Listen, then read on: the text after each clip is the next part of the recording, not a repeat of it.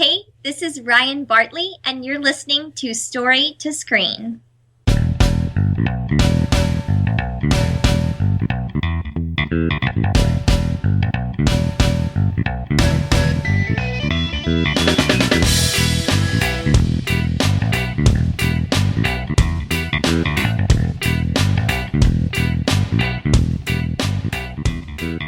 Well, everybody, and welcome to a brand new episode of the Story to Screen podcast, the movie podcast where we review all different kinds of movies, new and old. I'm your host, Chris.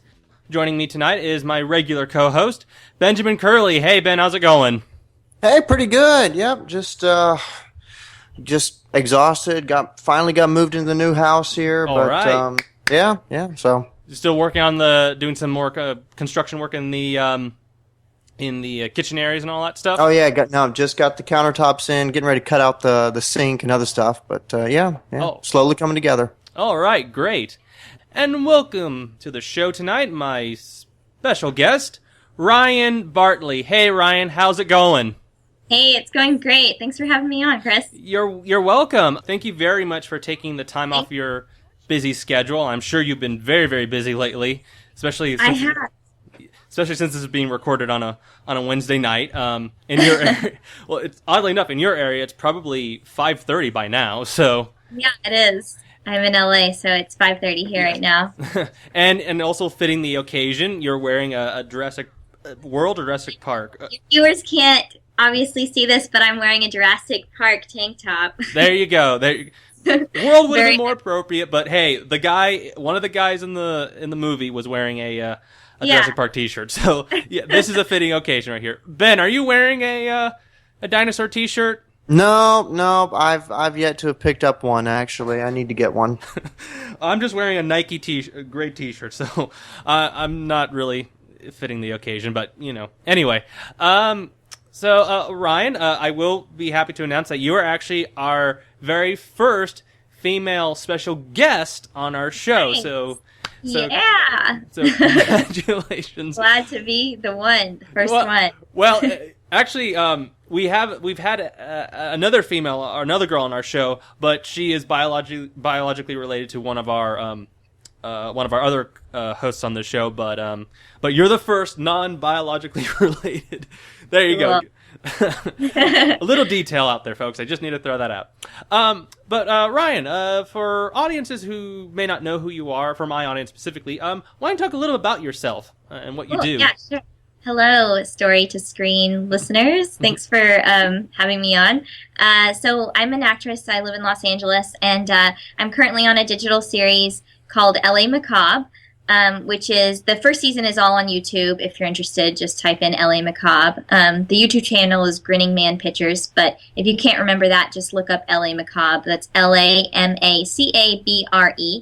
And I do a lot of voiceover. LA Macabre is a live action show, but I do a lot of voiceover, and that's one of my big passions. I'm on an anime series that's called Yuki Yuna is a Hero. It's a magical girl show. Very cool. The DVD, I'm in the couple episodes. I play random little characters, and I think I'm in like episodes 5, 6, 7, and 8, which just came out on DVD earlier this week. And I'm in an upcoming movie called Halloween, which stars Danny Trejo and Jason Mewes. Jay from Jay and Silent Bob. So I'm really excited about that, shooting this month. Also here in Los Angeles, it's a kind of horror comedy stoner thriller that should be really hilarious. I went to USC. I studied cinema, television, critical studies, which is film history, analysis, and theory, kind of the academia side of cinema, television, as opposed to physical production or screenwriting or animation or something like that. So that's a little bit about me. So what inspired you to get into this business? Was it a movie that you watched, or maybe even your own parents? Were they into this stuff? Or No, my parents are not in the entertainment industry at all. But I just always liked storytelling as a little kid. I've been acting since I was about 6 years old, and I started out doing musical theater, and I was touring with a musical theater touring company. But I just always liked storytelling and entertaining people. And, as I got older, I started appreciating just kind of the connection that you can experience from watching movies, from acting in movies. It's kind of a remarkable experience. So yeah, I'm all about it. I love voiceover in particular because I like to create just kind of outrageous, over the top characters. So in voiceover, I get to kind of let loose and do whatever I want. As opposed to Ellie Macabre is you. Probably most of your viewers haven't, or your listeners haven't seen it, but it's like a documentary style show, kind of like Blair Witch or something like that. So it's super very like underplayed, very, very real. You catch the characters in those moments where they don't know they're being watched. It's totally the opposite from voiceover, in other words. So I have to reel it in a lot. So yeah, but I just love all storytelling, that in any way, you know. I like to do different things, so that's like totally different side of the spectrum from what I might normally work on doing animation. But it's so exciting for me. Okay, like do you remember the first film that maybe just captured your imagination in terms of just wanting to be a part of this industry? Probably Willy Wonka, the old version. Yeah, we have a host on here that's a huge fan of that movie. Oh so. Yeah. That's like one of the best of all time, in terms of just total imagination running wild, you know, beautiful acting. Gene Wilder, obviously one of the greats. Mm-hmm. Production design, mind blowing. I mean, it's such a classic. That's like true movie making right there. Okay. Now I noticed that on your one of your YouTube videos that you actually interviewed many actors, like on the red carpet, like and you've been to like the Sundance Film Festival, am I right? Right. Yeah. So when I was in film school at USC, they wanted USC film students to be on the red carpet interviewing, and I got picked. I was really fortunate enough to go there and be on the red carpet, and I got to interview Philip Seymour Hoffman, Marissa Tomei, Jonah Hill, Bill Murray, a lot of crazy, big, huge actors, and it was totally an amazing experience. It was really, really cool. I saw Bob Saget on there. I'm like, that is cool. Bob Saget, they were all such weird personalities. Obviously, they were really over the top, but Bob Saget was definitely one of the funnier guys to interact with. Because he wasn't in a movie that was screening, he was just there, and so he just like wanted to talk to like anyone who would talk to him. And so he just like had a ball with me. It was really funny, but they were all like, honestly, him and everyone else, they were so nice. Marissa Tomei was the sweetest person. Bill Murray was he was just as strange as you would think he would be. I think he had like a canteen, and he was like on a walker or something, like he had a canteen, and it was like, really, this is how I'm gonna meet Bill Murray? Okay. But yeah, it was a really kind of surreal experience, and I'm super fortunate to have kind of been there, you know, in the thick of it. I think that was Sundance 2010, so that was a while ago. But it was like 5 years ago, so it wasn't that long ago. Not too long ago, but yeah, it was great. I can't wait to go back sometime. Oh, okay. You haven't been back since then? No, I haven't. I've been so busy. Like, that's such a busy season. I don't know if I'll ever get away because it's right during pilot season in LA. And so you're like going in for auditions and all that stuff, or yeah, super hardcore at that time. So have you auditioned for any any major TV shows or anything like that? Like, you want to tell us anything about that? In general, I mean, I auditioned today. I had an audition for a pretty big show it's a Disney show, but it's an animated show. I don't know how much I can really say about. I can say about things that I've auditioned for in the past that I didn't book for sure. Like Modern Family, I auditioned for that. Definitely didn't book that one. Which role did you audition for? The what's her name again? Is it Sarah Hyland? Yeah, I think that was the character. I don't know for sure because I can't remember, but I do remember like they sent out the entire pilot when they were doing the auditions for Modern Family. They sent out the whole pilot to like everyone auditioning, which is really rare. Usually you just get your sides, you just get your character, you know, a couple pages, and they sent out the whole pilot for Modern Family, and I was like, I knew it was going to be amazing. It was like I didn't watch it. I've seen it since because it's on reruns so many times, but I didn't watch it when the pilot eventually came out. But when I read the script, it was like, whoa, this is good. And it like blew my mind to see at the end they were all related. And it was like, whoa, this is going to be a really good show. And it was really hilarious, even on paper. Nice. So that was kind of fun. Yeah. But I don't know. Like, there's some any soap cool operas that you auditioned for, maybe? A soap opera? Yes. No, I have not auditioned for any soap operas, I don't think. Please, believe it or not. Yeah, soap operas. I read a lot of cartoons. Like name any cartoon, I auditioned for that probably. Okay, but, good. Yeah, but not soap opera. Okay, good. Not yet, at least. I don't know if you know any people who do soap operas, but I would assume that's probably some scary stuff that you probably have to do on that show. Well, yeah, I was in a movie called Queen Sized. It's a Lifetime movie. Okay. And one of my co-stars in that, her name is Kimberly Matula. She was on The Bold and the Beautiful, or is that it? Oh, okay, yeah. Yeah, she's a regular. She's on like hundreds of episodes of that. So I definitely know people on soap operas, but I have no. I mean, who knows what'll happen in the future? But right now, I don't. That's not where I see myself. Yeah, there you go. So Ryan Bartley is staying away from soap operas, so don't offer any soap operas. Yes. Well, they're all dying out. Don't do soap operas, kids. No, I don't know. That's not. I mean, who knows what will happen in the future? But right now, I'm really excited to be doing what I'm doing, which is I'm doing a lot of horror stuff right now. LA Macabre is kind of horror thriller, and then I'm making Halloween is horror comedy, and then I'm in another short. It's like a 30-minute a horror film that I shoot in a couple months, and I'm the lead character, and it's like super crazy. I kill someone on screen. And it's gonna be it's super. I'm really excited about that. Do you get killed? I can't say. No, I'm just kidding.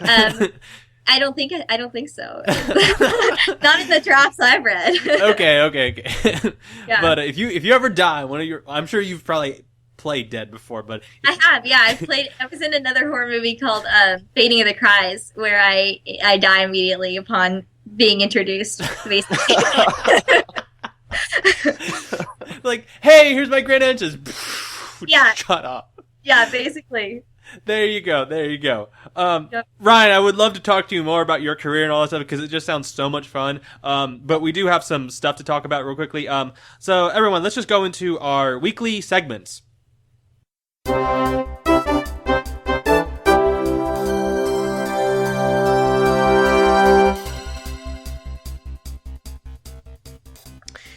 Now, there's not really a whole lot of movie news I really want to talk about, but there was one thing I wanted to address. A couple weeks ago, at the Cannes Film Festival, sorry about that, the Cannes Film Festival released the trailer for the upcoming new Macbeth film, which will star Michael Fassbender and Marion Cotillard. Now, I don't know if any of you guys are fans of Shakespeare, or if any of you have seen the trailer. Have any of you guys seen the trailer, by any chance? I have not yet, no. No, I don't think so. Okay, Me? Yeah. Are any of you guys, Shakespeare fans? Yeah. Okay. I was a Afraid theater. not here, actually. I've got some strong opinions against him, but yeah. I think he's one of those characters, one of those people who, his writing survived. He's not necessarily a good representation of the time, or maybe he is. I don't know. He's like all we have from that time period, so therefore he's put on this high pedestal, and he's really not quite as good as he's made out to be, but I don't know. That's my take on it. Heresy. No, anyway. Shakespeare. It's going to be the next showdown. we should do a new podcast called Movie Showdowns with with everybody from story to screen, and we just pick a topic and we just destroy it. Yes, exactly. But no, if any of you are Shakespeare fans out there, I am telling you that trailer looks amazing. If you have seen Kenneth Branagh's Henry V or his Hamlet, it is definitely in the vein of those films. I am very excited, not to mention Marion Cotillard, who is playing Lady Macbeth, who I am just a huge fan of. I think she's an amazing actress, and I am really excited for her in the role, and Michael Fassbender as well. Are you fans of any of these actors and actresses, Ryan? Yeah, I like Michael Fassbender. it always annoys me when people call him Fassbender because like there is another Fassbender who just goes by that, and he is not him. But yeah, I think he's a great actor. I would definitely see this movie. Check out the trailer. It will definitely offer just a great taste in the film. Okay, I think that's pretty much it. Well, the next thing there's the new Peanuts trailer. Come on. Oh, I have not seen that. How was that? Seriously, come on. I've only seen the first It's going to be two. great. Yeah, it's going to be great. It's definitely keeping in with the old style of Peanuts, keeping true to it. So I'm looking forward to it. Go ahead, Ryan. No, I was going to say that's awesome. Peanuts has such a specific way about them that I really hope they capture. You know, everyone on the Peanuts always talks like, well, I don't know. It's like a certain like, yes. like, gee, is this really my life? Like, I don't know, Charlie. It's such a, like, the cadence is so specific. I hope that they stick with it, you know, because it's like, that's what the Peanuts is, among many other things that make up what the Peanuts world is, you know? It's almost like it's like an adult type of material, or it's written with like this adult mentality, but it's marketed for children. It's really fun, and I can easily just pop in one of those, you know, the Christmas special or, you know, any of the holiday specials in at any time, and I just get a kick out of it. It's just amazing just to see how well, not just the animation, but how the material itself holds up. That's an amazing thing for me. But what did the trailer show specifically? Did it just show more of the plot? Because it actually, for once, it kind of revealed the plot, and it's kind of exploring Charlie Brown and his inability to be that what's the word I'm looking for? Confident of a character, and just kind of exploring that, and it's probably just going to dive in and come across with the message, you are who you are, and make the best of it, and it doesn't matter. So, and more than likely, it's going to end with Charlie Brown still feeling depressed. Oh, but that's what we love about him, and that's what makes him great. So we love you just the way you are, Charlie Brown. Exactly. That's why he's bald. You don't have to see the movie. That's going to be it. Have you seen the trailer, Ryan, by any chance? No, I have not. No. Okay. But that's why he's bald, is because he's so depressed all the time. He's just stressed out. Yeah. He's been stressed out for like several decades. Well, since he was born, since he was brought into this world, it was like, Mom, Dad, I just feel, I just don't feel right anymore, Anyway, let us get into our review for Jurassic World. I'm really proud of you for going on this trip. You're gonna have so much fun. And remember, if something chases you, run.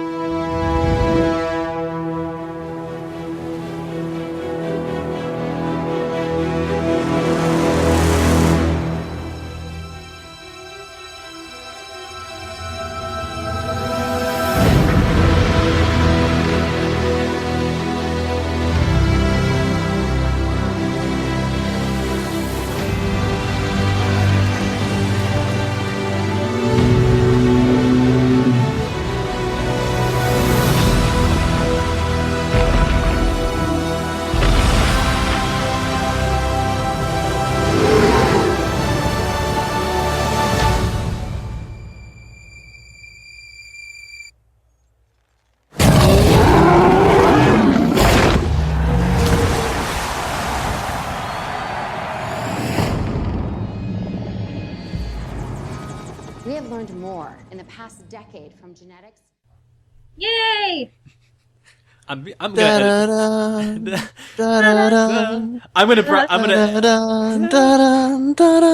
Okay, sorry. I'm gonna edit in the trailer, but I'll keep this part in here for the blooper stuff. Oh, good. There you go.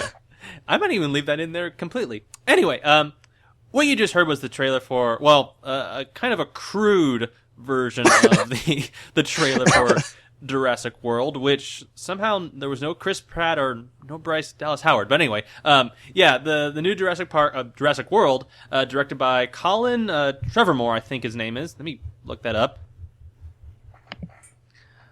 Colin Trevorrow. I can't really pronounce that name. And starring Chris Pratt and Bryce Dallas Howard. Well, before we go into our review, I have some amazing news to say. Just this past weekend, this movie made a total of over $500 million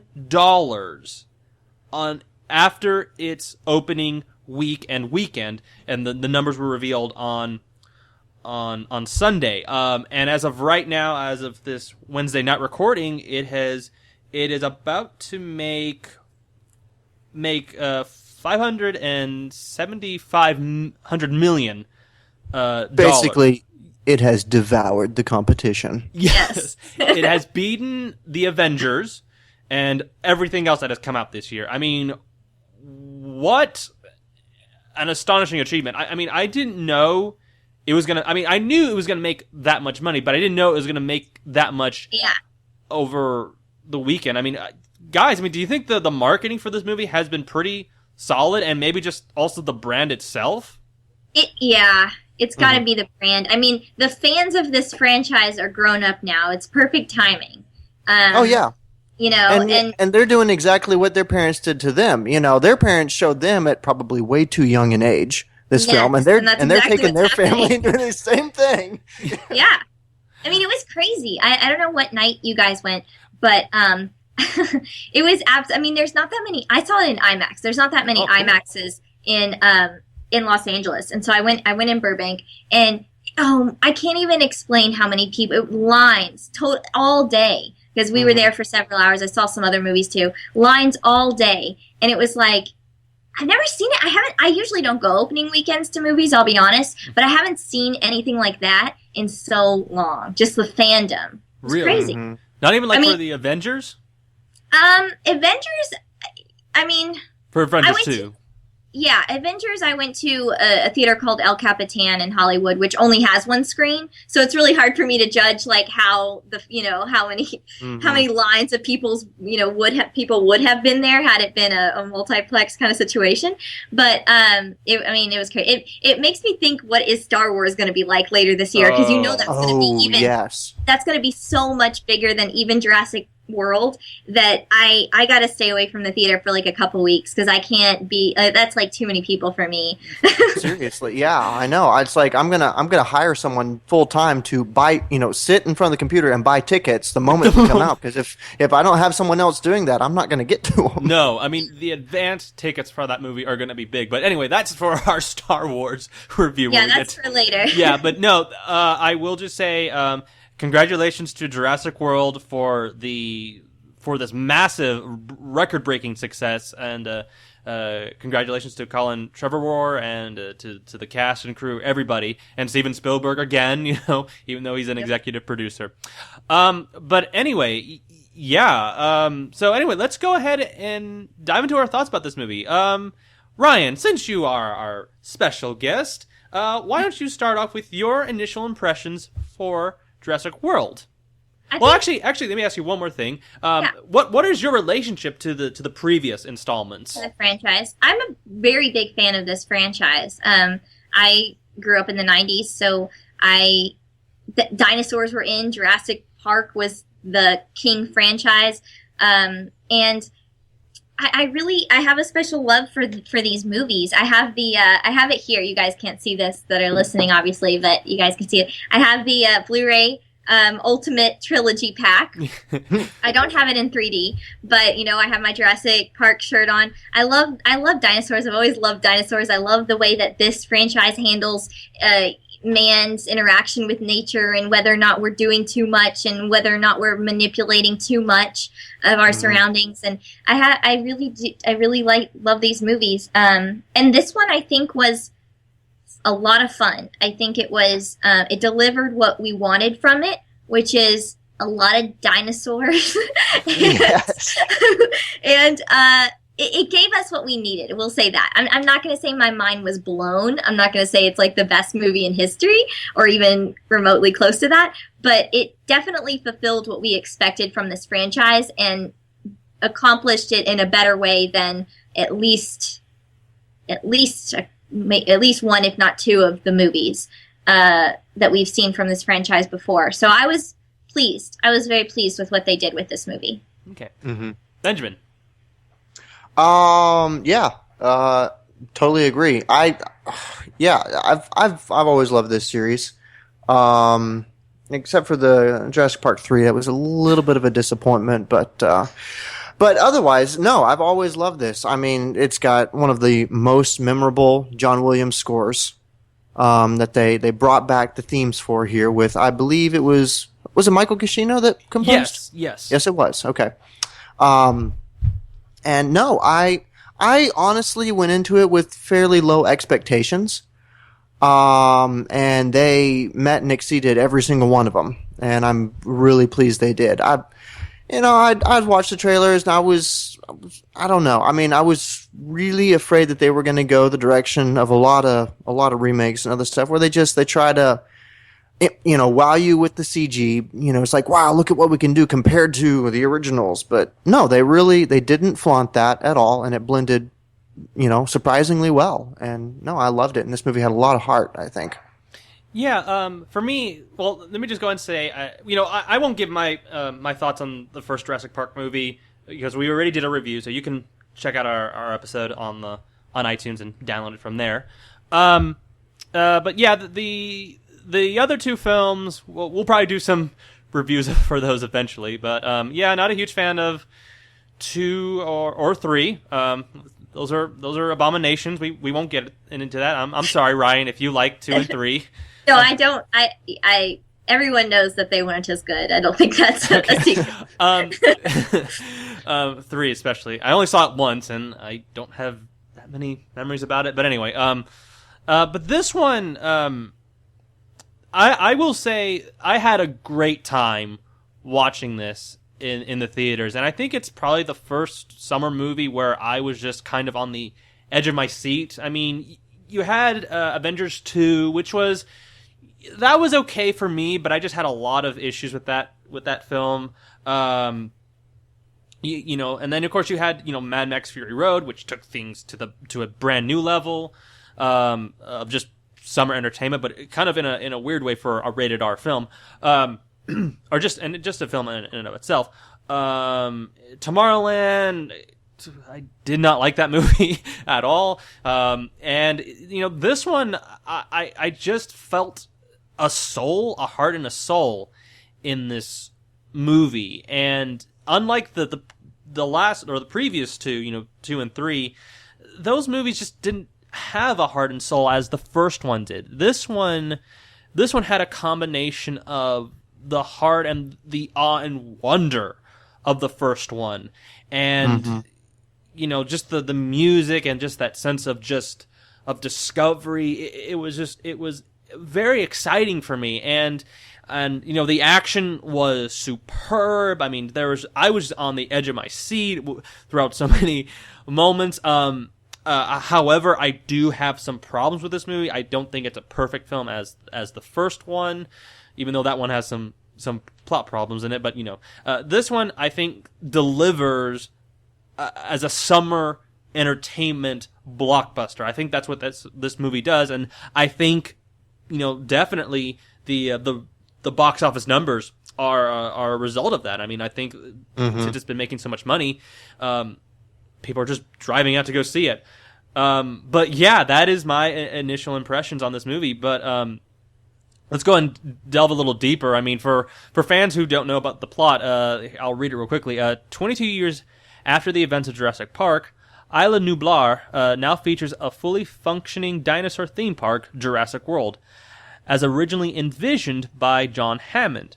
After 10 years of operation and visitor rates declining, in order to fulfill a corporate mandate, a new attraction is created to re-spark visitors' interest, which backfires horribly. Now, of course, for a Jurassic Park movie, things basically have to tear apart in order for there to be an actual Jurassic Park movie. So that was, going into this movie, I think my biggest fear was it was going to be the same exact plot, and yes, things go horribly wrong, but I think they kind of cleverly, but I think in a lazy way, didn't really that sense of threat or danger. I don't think the sense of the creature has finally escaped. I don't think they really quite captured that as well as the first one. Well, yeah, I mean, they did at the beginning there. About the first half of the movie, I was like genuinely scared in my seat. It was great. I was loving it. It's like, man, this is what the originals were. This is perfect. And then after they killed off secondary characters and we were just left with our main group, it's like, okay, no one else is going to die. So, I don't have that same thrill anymore. But. I remember you telling me that you were having some, what was it again? Like the first act was pretty solid for you, but then the rest of the movie didn't quite work for you. Like where did it specifically end where it just didn't work for you specifically? About at the beginning of the third act, it's like, okay, it's just, it feels like it's kind of going the way of the third film where, the animals are just hyper intelligent. They're not really that scary anymore. Yeah. And that's where it deviated for me. I wasn't feeling it quite as much anymore, but I still loved it. What about you, Ryan? Did you kind of get that sense of danger, or it wasn't there anymore? I did. For me, it was there. I think, honestly, this one kind of felt more like a horror movie than any. I know it's not. It's an action adventure, but this one did kind of feel more like a horror movie than any of the others. And I think not knowing what they're dealing with was part of that. Like, what's it going to pull out of its sleeve next? What can this thing do? And they don't know. The main characters, and there's just the fact that we don't know. They kind of use the momentum of that to push the tension forward for me. And I think they dealt with the initial escape of the dinosaur pretty well. That was kind of horrifying. I mean, it's manipulative. It's not like a dinosaur we've ever seen before. And yet it's not like over the top. I didn't feel like this is just getting dumb. Like this is, I was totally on board. So for me, it worked. It wasn't. And yes, I'll agree that once you get to the end, you're kind of like, obviously no one else is going to die. So we're pretty much in the clear. But it was still pretty cool. Yeah. It was. Oh, well, I think the problem for me in terms of the, what was the name of the creature again? The Dominus Rex? Yeah. Indominus Rex. Indominus Rex. Okay, yeah. I felt like, I think the moment that it escaped, it's not as awe-shocking as the moment from the first Jurassic Park movie where the T-Rex, gets out of the gates and, crashes everything. I mean, you don't have that sense, because what was his name again? Adam Knight basically just shut down all security, and then you just know what's coming. In this particular situation, well, my biggest problem was that they weren't able to detect the dinosaur in the cage, and yet it had that tracker device. It hadn't taken it out of itself quite yet. Am I missing something there with that? Because it should have. I mean, since it was even if they couldn't detect the heat, they still should have been able to detect the location based on this GPS kind of thing that it has, right? Yeah, is that what you're saying? Yeah.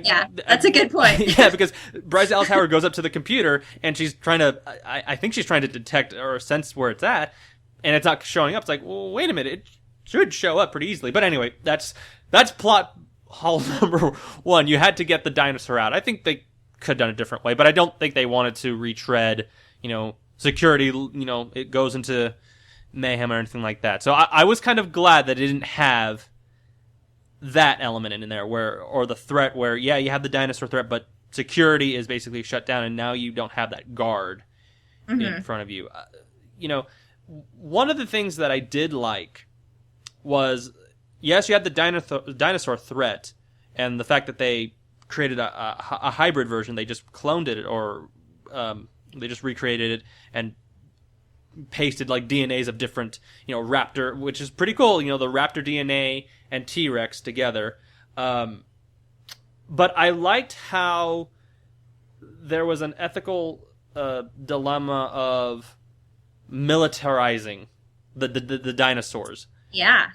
That I found interesting, but I'm trying to think: has that concept ever been explored in not in the other films? That hasn't been explored, but has that concept been explored in like other films where they were trying to use like dangerous creatures for weaponizing or military purposes? Ben, do you remember a film like that? I can't remember anything off the top of my head. No film specifically. I mean, I know realistically, yeah, quite a bit. You know, all sorts of animals have been experimented with to try to use for military purposes. I mean, we're talking from dolphins to cats to, you know, just about anything, you know, to flies. Yeah. But film-wise, nothing off the top of my head. Okay. I mean, do you want to chime in that, Ryan? I can't. Yeah, I can't think of any. Yeah. I know it's been explored. I know it's been explored in other films. I'm sure it has. Yeah, I can't think of any. But anyway, yeah, I liked how that to some degree was a hurdle that they had to overcome, because there the guy is thinking, and it brings up another question of you can't really control these creatures. These creatures are beyond your control. You know, as much as yeah, it's a wild animal. It's a wild animal. I mean, dinosaurs were wild animals that needed to go. I mean, that's why they were extinct. But that I think is an interesting ethical situation. I mean, just that idea is kind of, I mean, to think about, like, you know, in that situation, you know, actual dinosaurs are actually being used in a military operation. I mean, do any of you guys want to chime in that idea or that concept? Because we've never seen that before in any of the other previous films. I mean, for me, there's always in all Jurassic Park movies, you know, there's always this central ethical issue of whether or not it's okay that we're doing this, you know? And for me, this came more into play just in the creation of Indominus Rex. Like, should we have done this? You know, we're manipulating genes at this point, and we're going to pay for it. That's the ultimate central, you know, question of the movie to me. And I didn't need. I mean, there has to be some plan of the evil guy, you know. Yeah. But for me, that one was kind of silly. It was I wasn't buying that part as much as I was any of the other ethical issues. In other words, yeah, that has been getting a lot of criticism online, especially from the film critics, because I don't think it's very well developed, and they've said it hasn't been very well developed. Very vague. Yeah, and you know, sometimes they say the story is only as good as the villain's plan, right? Yeah. So it's like this villain's plan is pretty vague, you know. Yeah. But whatever. We're there for the dinosaurs, right? Just to think.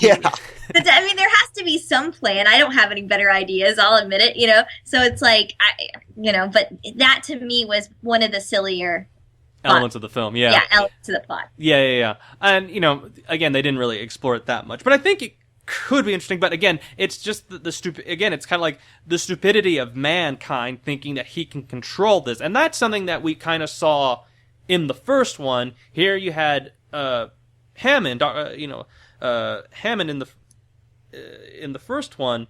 And, you know, he was kind of going through this god type of complex, thinking that he can control his own creation, and in reality, he doesn't have control. All it just takes is just a switch off of all your security, and all hell is let loose, basically. And in this situation, you don't know if, you know, basically what would happen in that situation. We know that it's not going to be positive. But I also liked how they brought back the Chinese guy in. Yeah. That was nice. That was a nice tie-in. That was nice. And it kind of puts the first film in a different perspective, because now it's possible that he's a bad guy working with the Gen Corporation. And InGen, yeah. Was Gen I haven't seen Lost World in a long time, but was InGen in the second film? Yes. Okay. It was the corporation in the second film. Okay. So this character is now officially the bad guy, and some degree, or at least he's part of the bad guys now. I guess that's debatably some sequel setup. I mean, where do you guys see this this whole plot thread going? I mean, because obviously they're going to do another one. Oh yeah. After that, yeah. After those dollar signs, we won't have seen the end of this franchise for sure. But where is it going from here? I don't know. I mean, that's a really good question. I thought about that afterwards, but I haven't been able to come up with a good. I mean, this is the sequel that we've always wanted, and it took them a long time to come up with it. You know what I mean? So, like, obviously, a lot of thought was put into this creation, and they did what they said they would do. You know, but where does it go from here? How do you one up it even more? I don't know. I don't have that answer. Well, obviously you don't.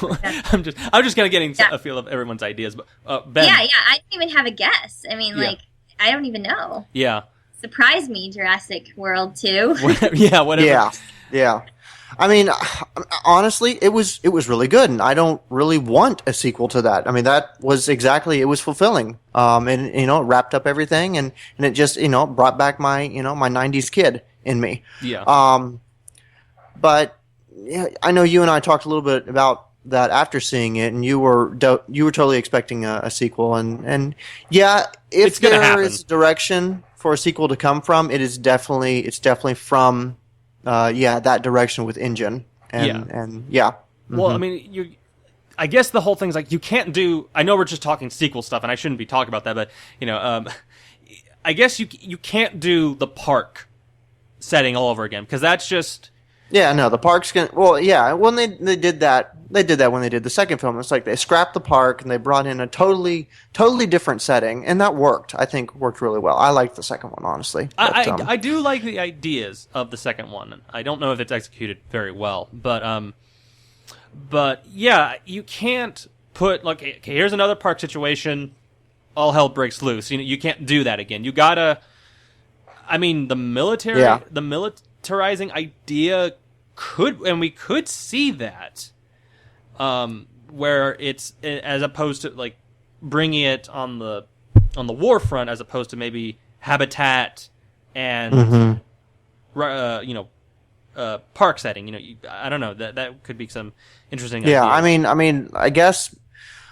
The only fairly original thing I could think of is maybe, we jump forward 20, 30 years where something's gone horribly wrong and dinosaurs now rule the earth again. And it's like a post-apocalyptic, I don't know. Planet of the Apes, basically Planet of the Dinosaurs. Exactly, yes. Well, what would be an interesting movie or interesting story to tell? Do it from the very beginning. What Dr. Hammond, that could actually be an interesting story, maybe, to see what drove Hammond to do what he did and to kind of, and maybe even see like the early days of experiments and all that stuff. Maybe. The Prometheus of Jurassic Park. But no, actually, I did want to state real quickly that I think, what's his name again? Richard Attenborough, who played Dr. Hammond in the first two films, he was... When did he die? I believe he passed away he passed away in 2014. So they were already shooting Jurassic World. I've heard rumors that he was supposed to be in this movie in some capacity. I don't know if he was one of the characters that we see in the movie or if he was just completely scrapped up. Did any of you guys hear about this rumor that he was supposed to possibly be in the movie? I did not hear that. No. Okay, but I did like that they put in the statue in the room. His statue. I thought that was a nice little touch right there. So coverage really counts. You can count on Nationwide. But I did find it interesting though when what's his name again? Irfan Khan, who said he's taking everything that Dr. Hammond wanted.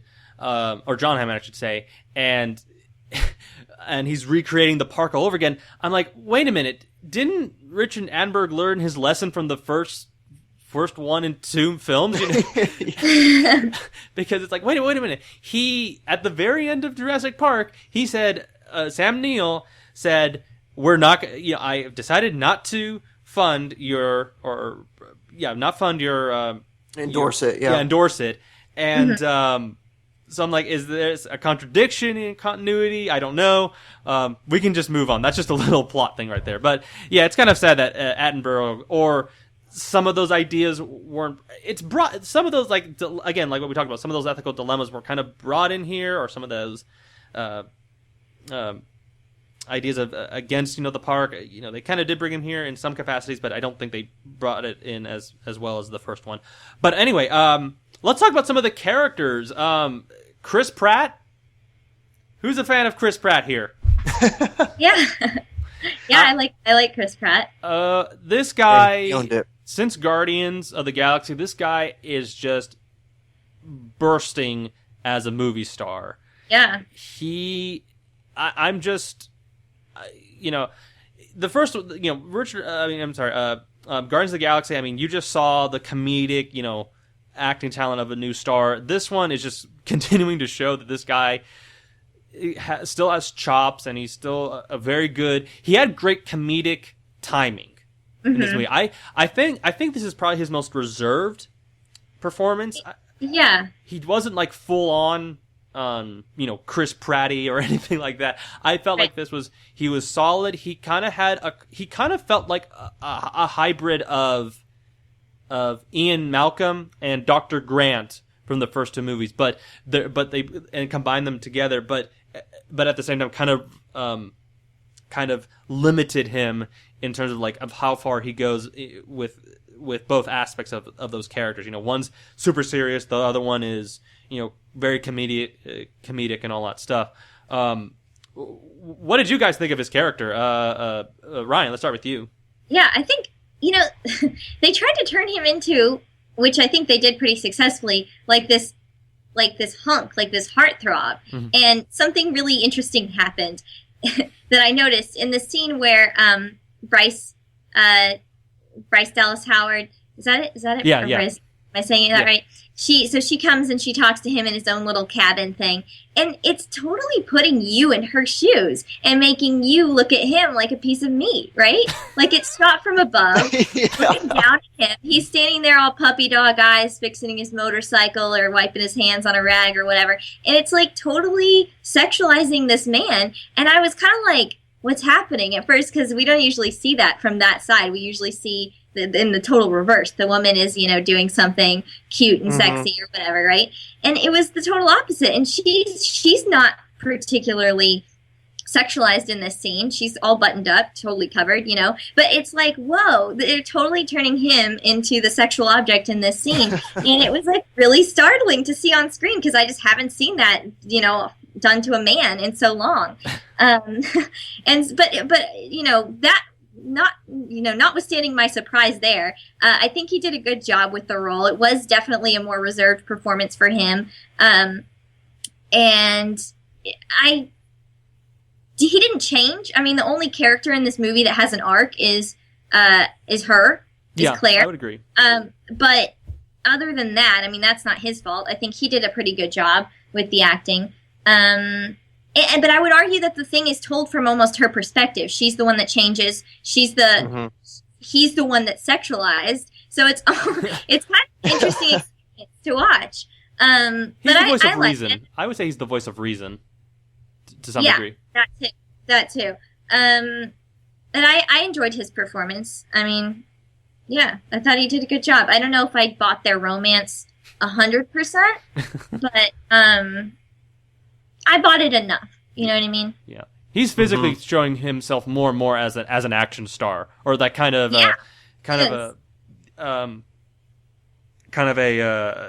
James, kind of like he kind of has a James Dean and maybe a James Cagney thing going for him a little bit. Has even a more classic American hero kind of vibe. He has a little bit of Harrison Ford, but I don't think he's manly Harrison Ford. No, Harrison Ford still like funnier and goofier. You know what I mean? Yeah. Which I think is very in right now. I think people like him more than, It's like Harrison Ford meets Brendan Fraser or something, Whatever happened to Brendan Fraser? Whatever happened to him? Oh. I don't know. Anyway, Ben, what did you think of Chris Pratt's performance in this movie? Oh no, I thought it was great. It was appropriately serious. I'm not sure I bought him as ex-military. But that was my only issue with it. Yeah. Otherwise, it was really good. It was superb.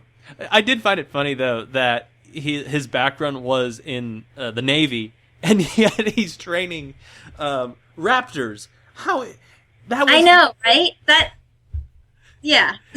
That's some of the problems that I have with the movie. Like, how funny is it? Like, I'm sure it's funny. Like, some guy says, "Hey, we noticed you do a really good job training those men. How would you like to train some raptors?" Like, oh yeah, Right. What?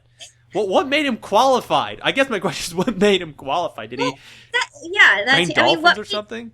Yeah, what made Claire's character, the character of Claire, qualified? In the same, I mean, she doesn't have any specific knowledge to dinosaurs, or I assume she has some specific knowledge to marketing or running a corporation because that's what she's hired to do. But why her? Like, what she didn't? I feel like she in particular. I mean, he added a little bit, but she didn't have any specific knowledge that helped them solve the problem. Yeah, in the movies. Same with the little boy. I mean, the little boy, they set him up to have had this really specific knowledge and set of skills, and then don't use any of them. He doesn't really provide any help. He says at the end, we need more teeth. Yeah. Anyone could say that. Like, duh. Like, anyone that had no knowledge of dinosaurs could have told you that. So I feel like they definitely underused, like, how are these other people going to help solve the problem besides Chris Pratt? And the answer is they don't really, Yeah, that moment where he says, we need more teeth, that reminds me of the moment in the first film when Lex gets into the computer and she has all the computer knowledge. She says early in the movie, like, I have some computer knowledge and hacking abilities. And it's like, he says, we need more teeth. And then Bryce Dallas Howard looks at him like, she should have said right there, can you be more specific, son? I have no idea what you mean by that. Do you mean should I go up there and just bite him or something like that? Yeah. I think my biggest fear though with Chris Pratt though, I'm a little worried that he's just signing up on so many franchise films. Because he signed up for all. They've confirmed that he signed up for more Jurassic Park films. Obviously, the Marvel movies. He's going to be doing a lot more of those. And from what I've heard now, he's doing the male version of Ghostbusters. It's like, look, can you just do? And then possibly Indiana Jones. I don't know if that's going to happen. We'll see. Yeah, I would probably place my bets and say if after Episode 7 comes out, I think Harrison Ford will probably put on the hat at least one more time, and then pass it on. But yeah, I just kind of a little worried that he's just going to be doing so much franchise films as opposed to kind of doing these character little dramas and that type of stuff, kind of little smaller films or something like that. I don't know. I mean, is that? I'm just kind of wondering from your perspective. Do you think signing up for so many, Ryan, for signing up so many like franchise films, do you think that could actually be a good thing or a bad thing for your career? Just since you're the actress, nobody's done it. No one's done it on the scale that we're talking about. Chris Pratt doing it right now. I mean, these movies are like so beyond any sort of revenue that's ever been made with franchises before that it's really hard to predict what will happen. Basically, are we going to see an oversaturation of Chris Pratt? I don't know. I mean, I would do it if I were him. Like, I mean, I'm not tired of him yet. I'll say that. No. So after a few more Marvel movies and another Jurassic Park and Ghostbusters, that's not that many. I mean, that's 3. I mean, they're all huge movies, but they're going to be spread out. They're not going to compete with each other. That's going to be purposefully made sure of by the marketing departments and the studios of the, that own these franchises. So I think they can pull it off. I think they can, but we'll see. I hope they do, because right now he's very likable. He's, I want to see more of him. So we'll just have to wait and see, I guess. Have you met Chris Pratt, by the way? No, I've never met him. Okay. Nuts. Anyway, Okay, let's talk about Bryce Dallas Howard. I will say this, though. I adore Bryce Dallas Howard. I think she's just so adorable in anything she's in. She even makes a bad movie good. Like The Village, not a good movie, but solid performance in that movie. I think she was great in that movie, even though the movie wasn't. But in this movie, She was great. I thought I could sense that she was having so much fun up there. I liked her, kind of her snappiness and the fact, and her kind of her outward appearance kind of showed, strength. Her outside appearance was kind of like trying to show strength and security and like I have everything under control. But inside, she's just she's vulnerable. I like that. I think Bryce Dallas Howard kind of nailed that. I will say though, I think she's kind of in a different movie, and I can't put my finger on it. I can tell she's having so much fun up there, and she's doing a good job. But I don't know what it is. I don't know if it's the writing or something else. But I get the sense that she's kind of her mindset. She's like in a completely different movie, and I don't know if maybe this role would have been more suited for a much more older woman, maybe like a Reese Witherspoon or Sandra Bullock or something of that more level-headed or kind of strength or maturity. Do any of you guys agree with that, or maybe not? Yeah, well, she's the I guess kind of the first leading female that we've seen that really has no adventurous spirit, perhaps in the outdoorsy way. Mm-hmm. I don't know so much about the mom of the little boy in the third movie, but even she seemed a little bit more. That movie's so forgettable that you don't even remember the mom.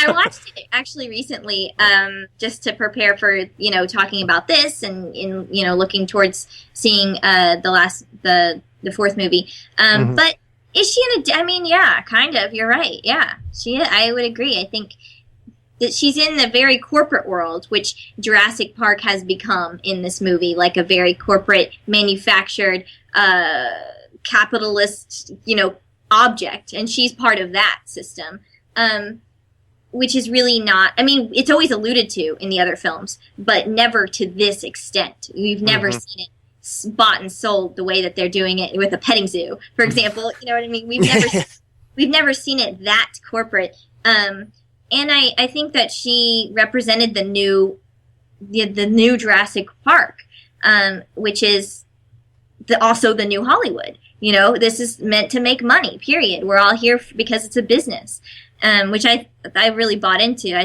liked that they didn't sugarcoat that. But at the same time, did she fit in the world of Jurassic Park? In the end, she brought the heat. You know what I mean? She didn't wimp out. No. She was down to get dirty and get in there. But her character was a different taste than anything we've ever seen, for sure, in this franchise. And I don't know if it totally worked 100%. Okay. And she also wanted to go fetch the T-Rex, which she's running away from it. And they're doing the slow-mo shots of her in high heels.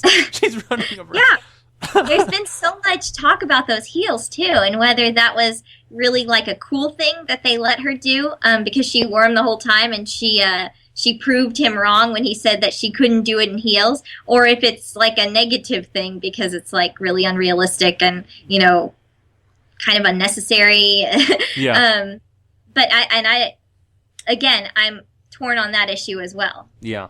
I mean, there's been a lot of controversy about the sexist stuff about this movie, but we won't have to get into that. I don't really. Just in that theme, I know a lot of people, were complaining. It's like, she's, it's anti-feminism piece and yada, yada, yada. It's like, I didn't see any of that. All I saw was someone just learning how to care for another individual as a human and not see them as another number. Yeah. I saw a human story. Yeah. Mm-hmm.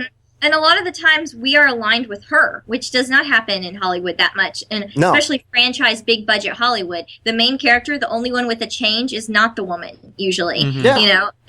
And Chris Pratt was totally sexualized, like I said before. I mean, that's really not that normal. So in some ways we do have to give a little bit of a tip of the hat, and know that we don't want to get hung up on, whether or not it was a feminist piece or not. But, yes, she was in heels the whole time. At the same time, she's the only character that had any sort of change and growth, Yeah. So it kind of comes down on both sides of that, in my opinion. Mm-hmm. She was kind of like the Doctor, the John Hammond character of this movie to some degree. even but more younger, more prettier, and definitely more agile in terms of the stuff that she had to do. Now, are any of you fans a fan of Bryce Dallas Howard? Because I actually think she's a very good actress. I just think she's cast in a lot of not very good movies, unfortunately. But I think she's a great actress. Again, The Village. I think she's good in that movie. I really liked her work in The Help. Oh yeah. That's about all that I'm super familiar with her. She was in Spider-Man 3. Yeah. She was the original Gwen Stacy, but how great would it have been if she was cast as Mary Jane instead of Kirsten Dunst. But anyway, Ben, are you a fan of her work, or have you seen her in a lot of other things? I have not seen much. I mean, honestly, the only thing I'm really familiar with her from is The Village, which I thought she pulled off amazingly well. Yes. Beyond that, I've really not seen her in much. People confuse her for Jessica Chastain. I've noticed that trend a lot. Mm-hmm. But I'm trying to remember what else I was going to bring up.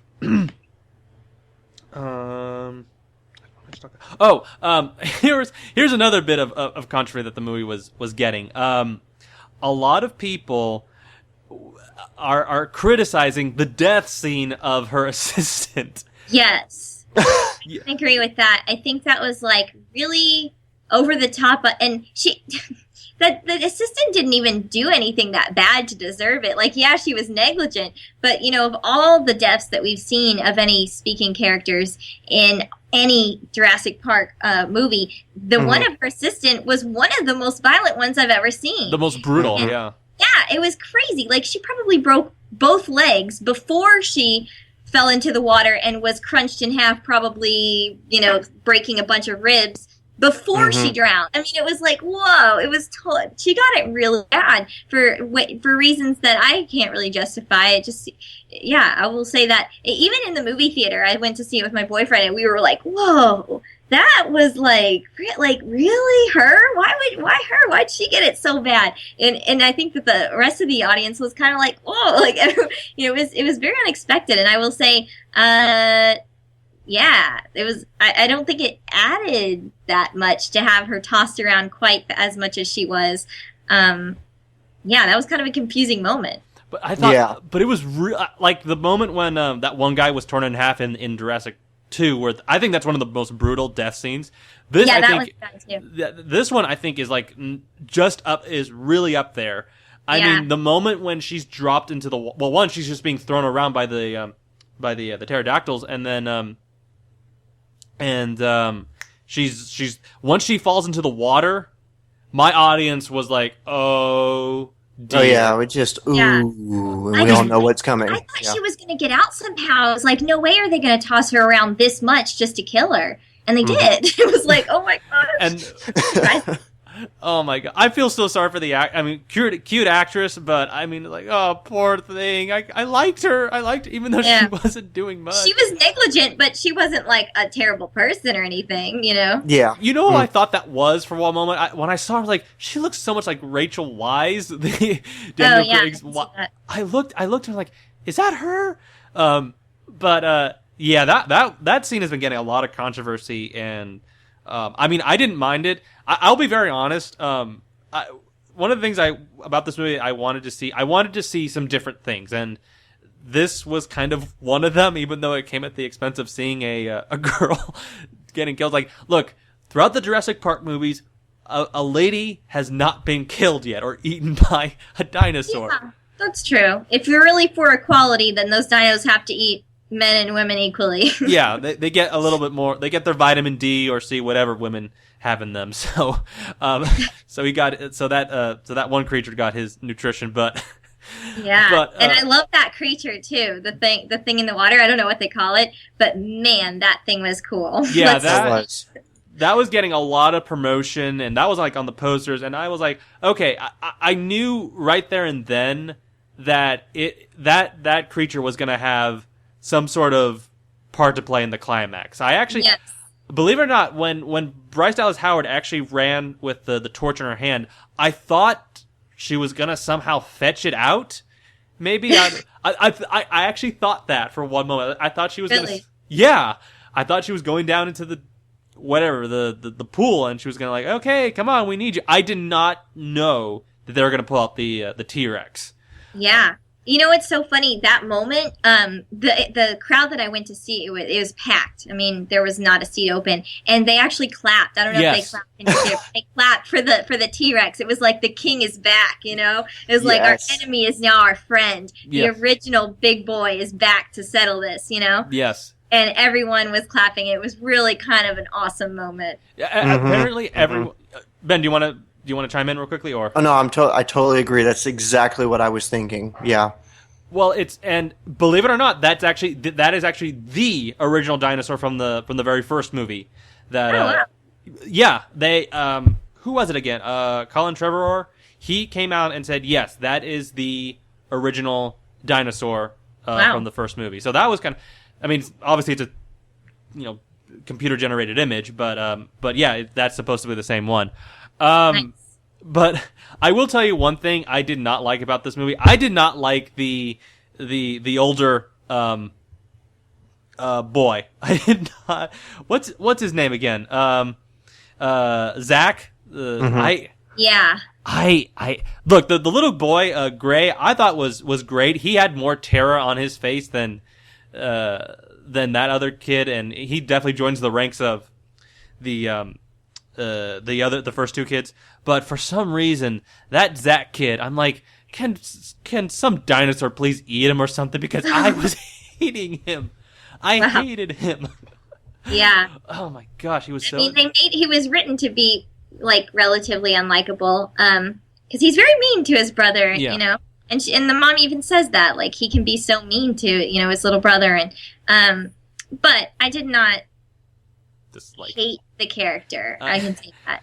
I felt more sympathy for the little one, but we were also we were supposed to be aligned with the little one. When the wonder and awe that he experiences when he sees the park is what we're supposed to feel and what we do feel, going in. So we're definitely aligned with him more than the older boy throughout the entire thing from beginning to end.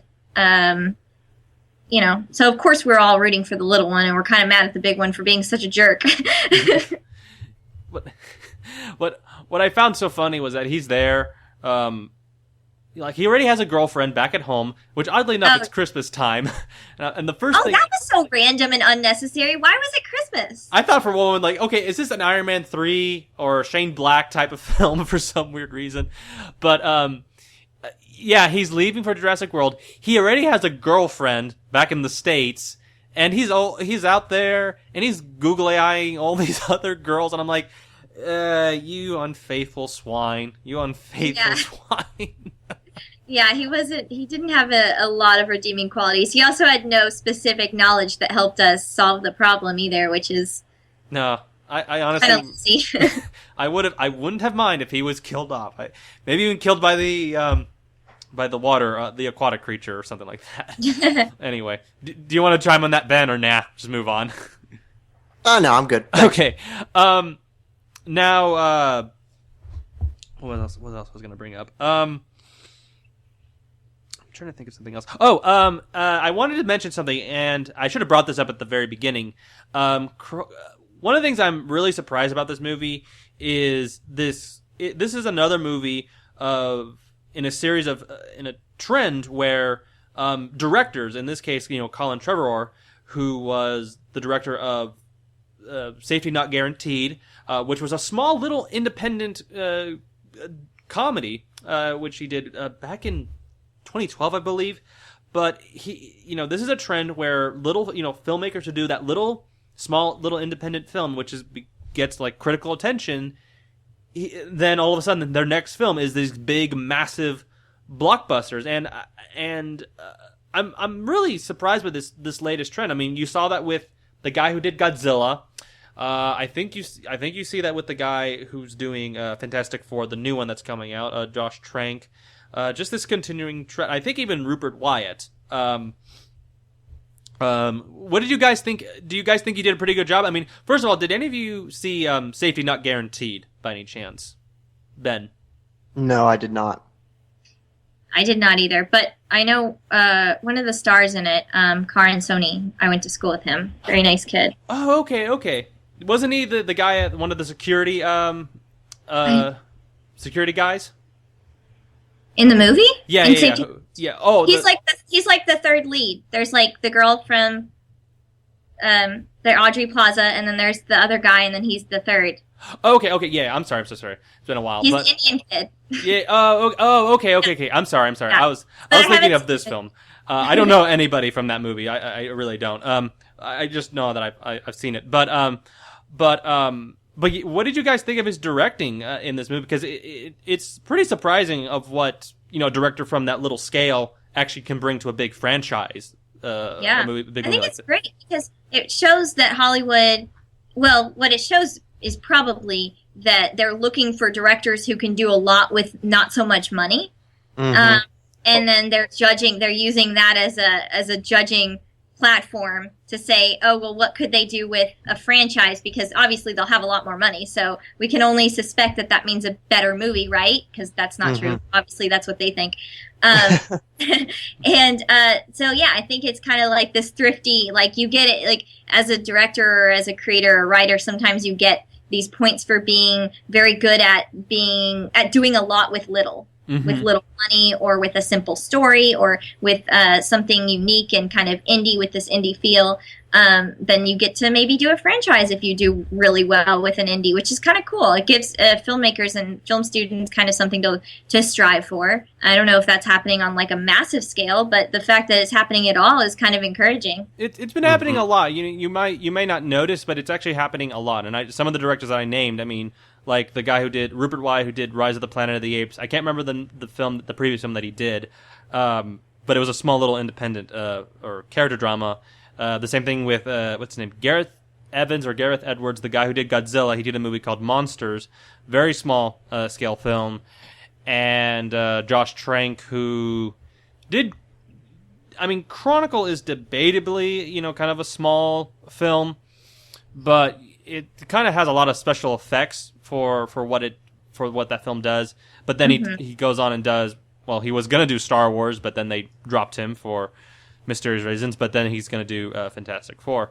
But I do think the character interaction, if you watch Safety Not Guaranteed, and if you watch the character like butting heads and the character kind of relationship dialogues and all that stuff, that's Trevorrow. That is him right there. He Really? Yeah, all that like character banter and all that stuff, like relationships and maybe even like the stuff with the kids. I think that whole human element is Trevorrow, because he's bringing if you watch Safety Not Guaranteed and you'll see all those little pieces right there. So, I've been meaning to watch it for sure. Yeah. It's a small little independent film, just like just pop it in and just have some popcorn, and that's basically it. But Ben, do you want to chime on this whole trend of little small on Colin Trevorrow, and also the fact that directors doing small little films get big gigs like this? Well, I mean, like you and Ryan said, it's a really positive thing, and really, really nice to know that is happening. Even on a small scale. But the fact that is happening, it's hopeful. I know, it's funny as important and as spotlighted as directors are, they don't seem like they're that respected by most of the Hollywood establishment. They kind of get thrown around and I don't know, they just if they don't deliver perfectly, they're very quickly thrown under the rug. Yeah. I think they do have kind of a use you attitude towards exactly. And also, because there's always another one, there's always another kid just fresh out of film school that might be able to do it better for cheaper. Exactly. Yeah. So on one hand, it is encouraging to aspiring directors and to those who are putting together their little indie horror flick or whatever it is that they're trying to do. Yeah. But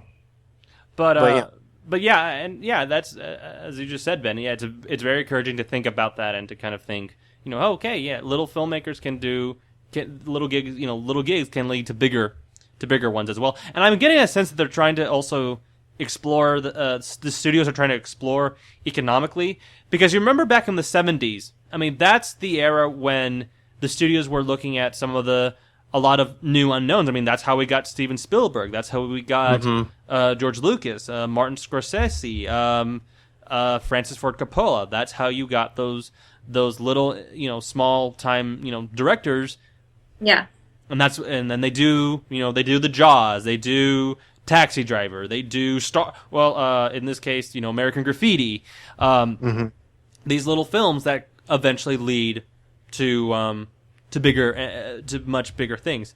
Is there anything else you guys wanted to bring up? Any like negatives or other positives you wanted to address about the film? I want to know why. I mean, I don't have the answer to this, and I don't know if it's negative or positive, but I want to know why all these Jurassic Park movies always have divorce in them. It's like this is just associated with the franchise as the music and the shot where the two people turn around and they're in the car and it's shot from above and the dinosaurs coming. Like, there's certain things we always expect from this franchise, and yet again, divorce was in there, and it's kind of like funny, and it's just like, I don't know why they keep doing that. I guess it's supposed to make us feel sorry for the characters or something, or it's just innate, it's just natural conflict that they don't have to really work very hard to present to us or something, but it's kind of interesting, and I would like someone to maybe answer that someday. My boyfriend has an answer, but I think that he's just trying to be funny. He said they're trying to say that marriage is as extinct as dinosaurs, but that's obviously not what they're trying to say. That's an insult. I mean, Ben, you're married, so I mean that's I'm loving it. Yeah. But yeah, no. That is funny, and that's so weird. Why do they keep doing that? I don't know. I mean, I could see it being a very easily identifiable thing, as a go-to. It's like, the other go-tos is, okay, someone's missing a mother or someone's missing a father, right. So it's just a quick go-to that doesn't need a lot of explaining. So I could. It's just kind of lazy screenwriting that makes us feel sorry for the characters, or it's just very easy conflict that they can get out with one line or with the shot of someone taking their ring off or something really very simple and quick and cheap, and they can just, oh look, there's conflict. It's giving the kids some backstory as well, but I think that's kind of like we've seen that already, as you just said, 3 other times, which I don't even remember that being in the last 2, but yeah, that's true. It was. Yeah, well, the last one, that's the whole story. It's 2 divorced parents the third one, yeah. Yeah. Okay, they're divorced, okay. They come together to find their son. I've not seen the third one in a long time, so I don't remember. Well, that's the whole story. That's it it. is. Now you don't have to. We need to. Okay, look, we saw a woman get killed. Maybe we need to see a child get killed. Maybe. Yeah, maybe that'll be the 5th movie, and we talked about what to expect. I don't know. Yeah. Probably not, but maybe. Probably not. I mean, unless the child is Miley Cyrus, or the woman is Miley Cyrus, then eaten by a dinosaur, that's all fine by me. Anyway, we'll is there anything else? I did want to bring up one thing. The whole climax. I thought it was so particularly stupid when Chris Pratt. Look, Chris Pratt. I think the whole idea of him being a raptor trainer was a pretty cool idea. But then it's like he develops a relationship with that one where there's like good inside that one raptor. I think it was the girl. I can't remember what the name of it was. Blue. Okay. I just found it so bizarre that that he was able to communicate it, and then to communicate with it like just before the Indominus Rex shows up, and then they look into each other's eyes, and it's like, yeah, he takes off the camera off of her, and they're looking into each other's eyes, and it's like he's looking into the inner good in her, and then she's kind of finding all that inner, and I'm like, this stuff is not working for me at all. Like, really? Like, that's so funny. It's like a dog type of mentality. It's like, yeah, yes, you're a good dog, and oh gosh. But and then every movie also has to have some very specific relationship with the raptors. That's also one of the iconography things about being a Jurassic Park movie, is there has to be a subplot about the raptors and what we know about them or what we don't know about them and what we discover about them through the process of the movie. You know, that's part of being a Jurassic Park movie. They're the scavengers, while the big dinosaurs are the big guns, so to speak. Yeah. But I found it so funny, like when the T-Rex is down after they go through that fight, that was a great fight. That was like the King Kong versus T-Rex moment right there. But the funny part was, like, the T-Rex is down, it's like gonna deliver the final blow, and then from out of nowhere the raptor comes running in slow motion. Yeah. I'm thinking to myself, what kind of damage is that thing gonna do anyway? I think it's more of just like for the fans, like they know that we all wanted a T-Rex Raptor team up, and so they just indulged us and gave it to us. But exactly. It's like basically all the Avengers movies. Yeah, exactly. That's just, you know, but the funny just part, a little treat for the fans. The funny part is when after the Indominus T-Rex has been defeated and eaten up by the aquatic creature, they look into each other's eyes, and then it's another one of those like, hey man, the T-Rex is looking at it like, wouldn't you want to eat that thing, because two of those things were biting on your back in the first movie. But it's like, yeah, true. Then it's looking at it like, nah, you're good, I think you're good guy, and then he just runs off. Yeah. And then Chris Pratt looks at it again, then he says, and he shakes his head, it's like, no, you're not coming with me, I can't take you with me, I don't know. Anyway, that's kind of it. Kind of a fun moment. Yeah, but all in all, let's go ahead and close it with our final thoughts on this movie.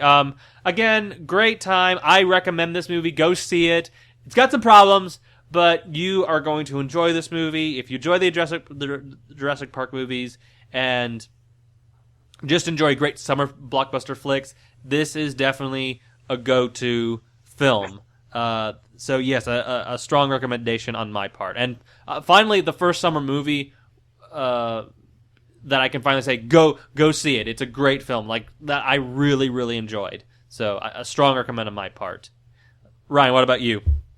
Final thoughts. I agree. I would absolutely recommend this movie. I think it delivers exactly what we've always wanted from a Jurassic Park sequel, and it hits all the moments. It has a nice respect and a nice reverence for the first movie, while subtly admitting that the second two weren't that great. You know, in the line that he says, you know, that first park was legit. That's kind of like saying that first movie rocked. We all know it, you know. Mm-hmm. And I think it worked in all those little moments that we expect from a Jurassic Park movie, while still giving us a lot of new things that blow it up on a whole different scale, a whole modern scale. And I will say the production design, we didn't really talk about this, but I even liked that. All the technology that they used was similar to what we use, but just a little bit better. So it's like everything you see, all the cars and the cell phones and the computers and the lab stuff, it's all like something we can get behind. It doesn't seem futuristic, but it's just like a little bit more advanced than our current world, and it's very easy to see what kind of world we're in the new Jurassic World. You know, and I enjoyed it. I think it didn't leave me disappointed. I think you'll leave saying that was a really fun time. So I would recommend going. Mm-hmm. Yeah, absolutely. Same here. It was the perfect summer flick, no doubt about it. It had its flaws, but it was a really great film. I loved it. Yeah. First, I think it was like, again, as I said earlier, it had a heart and a soul to it that I don't think that many of the other movies this year kind of had. I don't know. But anyway, we're going to go ahead and wrap it up, folks. Ryan, thank you so much for taking the time off of your schedule to join us and do this review. Thank you so much. And since we had such a great time, we'll be happy to have you back on sometime in the future. So we'll definitely. Thank you. I had a blast. I'd love to come back and talk about more. I love talking about movies. So anytime you guys want to talk about movies, I'm always down. Okay, there you go. Ben, where can people find more of your work? You can find me on indyvfx.com. That's INDY, and then the letters VFX. I've just ramble about whatever random CG project I'm working on, or films, video games, so on and so forth. Ryan, where can people find more of your work? I mentioned LA Macabre earlier. That's the main thing that I'm plugging right now. We're currently kickstarting season 2, and we're just a little over 50% funded with I think 16 or 17 days to go. So any help is so appreciated. And if you haven't seen season 1, definitely check that out. It's currently on YouTube, all of season 1. It's a very, like I said earlier, it's a thriller kind of Blair Witch project in terms of the documentary style, and it's about a group of filmmakers in LA that are trying to investigate kind of creepy things that have happened in LA, and they start investigating this Manson-esque cult, and one of the filmmakers starts dating her, and then just weird things start happening, and it becomes a cat and mouse game. It's like a puzzle to try and put together who's in the cult, who's out, why are they investigating this cult to begin with, what do they have to gain, is this all a setup? Like, it's totally a mind game, and by the end of the season you don't know who to trust, and I love stuff like that. It's really well written. All the characters. So check that out, and please visit on Kickstarter. If you just look up lamacabre.com, you can find out. The website lamacabre.com redirects to our Kickstarter right now, and you can see us talk more about the show and donate a little bit if you can. We would love that. And yeah, just check out. I'm on Twitter at Ryan Bartley. If you tweet to me and say, "Hey, I heard you on Story to Screen," then I will totally follow you back. And I love to talk about movies, so tweet me about movies. And yeah, and then check out Halloween. I think that comes out next, 2016 Halloween time. But that'll be a really funny movie, and I think you'll enjoy it. I'm at the very end of the movie. You have to wait till literally the last button is when you'll see me. But I have some funny lines.